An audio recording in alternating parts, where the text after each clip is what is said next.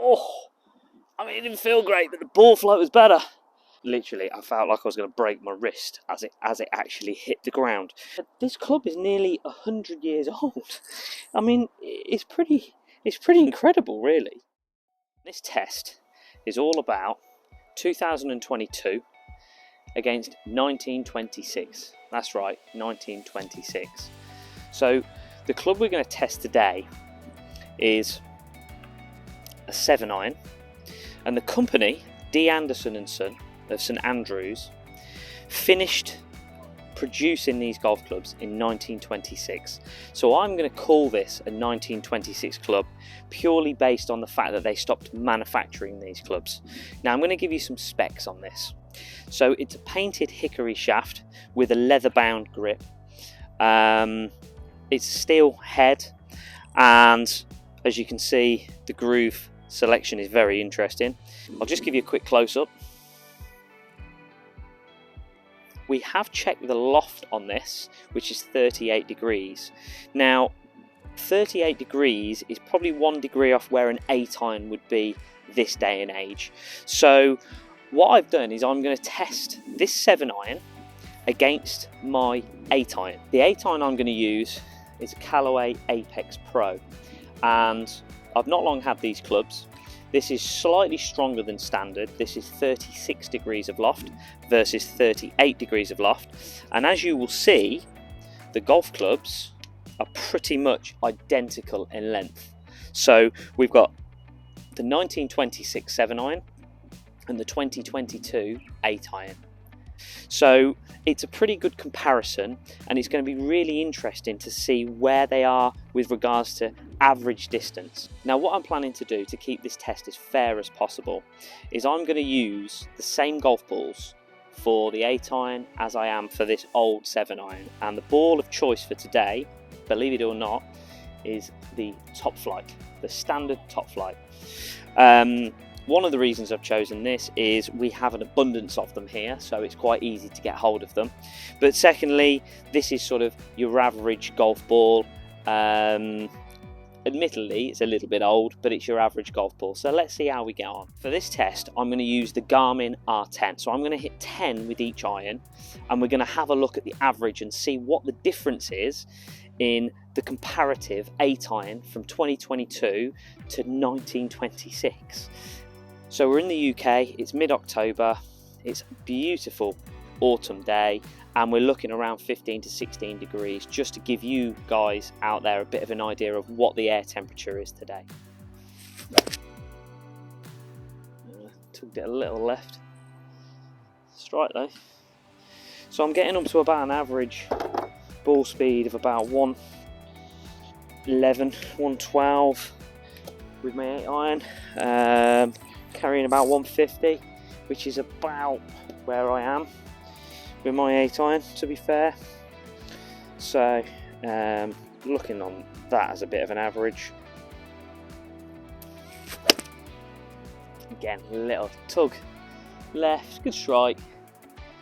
Yeah, it's pitching about 150. So those first few that I hit with the 7-iron, I think the first one was horrid, and literally I felt like I was going to break my wrist as it actually hit the ground. But if you can see on this, the leading edge on this is so sharp, like it's unbelievably sharp. So when you feel like, if you just watch this now, it just literally digs a sharp edge, almost like a knife, really sharp, and it's just trying to dig and dive straight into the ground. Now obviously I'm hitting off a mat here, which has got a certain amount of forgiveness, unlike the turf. And you know, if we were hitting this off turf, it'd be very interesting. We might try a video on that. But let's just to give you an idea, I mean, some of those numbers were actually not bad. So let's have a swing with this now. I mean, it just looks like a butter knife as it's down on the ground. I mean, it feels clunky, but yet it's getting out there. It's really getting out there. I mean, it feels really clunky. I'm not going to lie, it doesn't feel comfortable. There's a bit of a vibration going through my left hand as I'm actually striking the ball. But you know, that's flown like 140. You know, this club is nearly 100 years old. I mean, it's pretty incredible, really. Wow.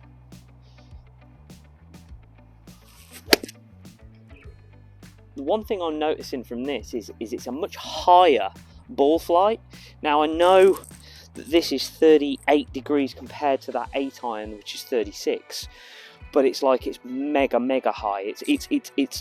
It's launching like a wedge almost. That's how high it's going. So it'd be interesting to see what the spin is on some of these, because that is launching high. Now I'll tell you what I might try and do is I might try and hit a low one.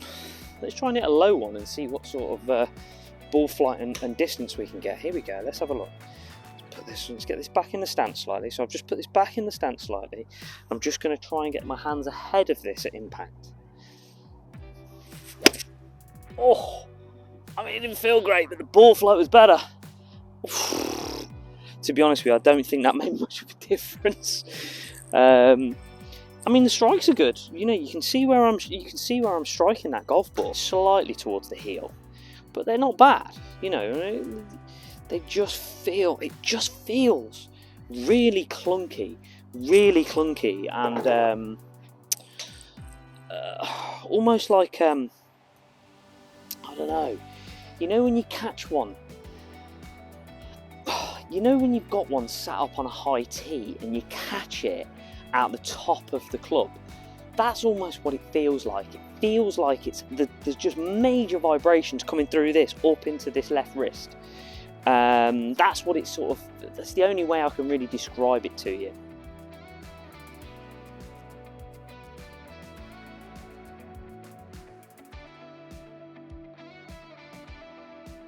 So just to conclude, as you can see there, I've hit 10 shots with each club. So what I find interesting more than anything is there are only 8 yards in difference between a club that was manufactured sometime before 1926 and the equivalent 2022 model.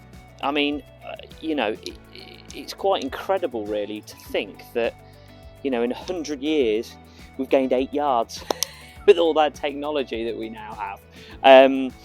But in all seriousness, the difference, the major difference for me is the comfort that you get with new clubs.